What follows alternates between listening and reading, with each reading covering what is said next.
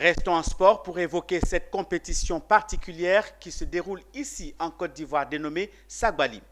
La compétition de combat hommes et dames de cette discipline a été lancée à Abidjan dans la commune de Yopougon avec la première manche, le Niaga des Forts.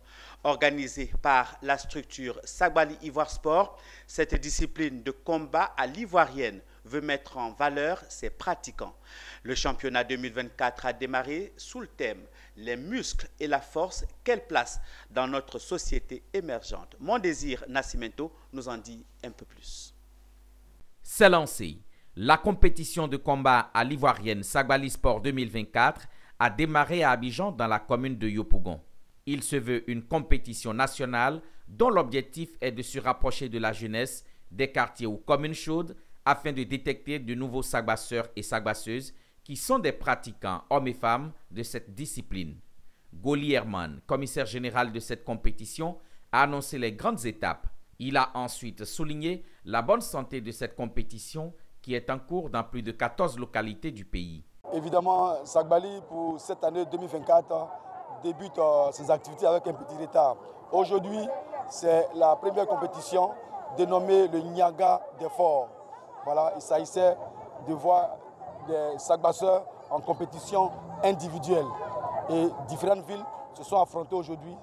La commune de Yopougon vient de l'emporter au niveau des hommes et la commune d'Atekoubé au niveau des dames. Aujourd'hui, le Sagbali se porte très bien, véritablement très bien.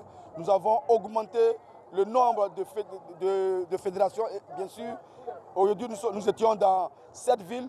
Aujourd'hui, nous sommes présents dans plus de 14 villes de la Côte d'Ivoire et ça fait véritablement plaisir. Et ça, c'est à saluer. Merci surtout au comité d'organisation, aux promoteurs et à toute la grande équipe Sagbali Ivoire Sport. Le Sagbali Sport a reçu du soutien, notamment l'appui de Touré Souleymane, directeur général du guichet unique de l'automobile.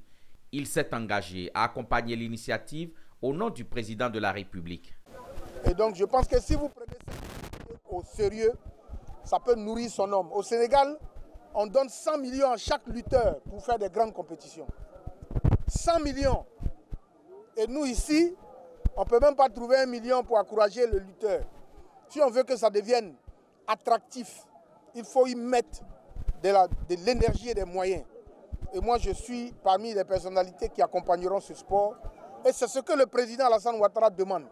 Que nous soyons proches des populations, que nous soyons proches de ceux qui ont besoin de notre accompagnement pour ce genre d'initiative. La première manche de cette compétition a été le Niaga des Forts, une manche qui a connu 2 vainqueurs, notamment dans la catégorie dames, Kanga Joséphine qui bat la sagbasseuse Dreunou Christelle de Yopougon. Chez les hommes, le vainqueur est Koné Akash de Yopougon face à Ouedraogo Aziz du Sagbali de Port-Boué.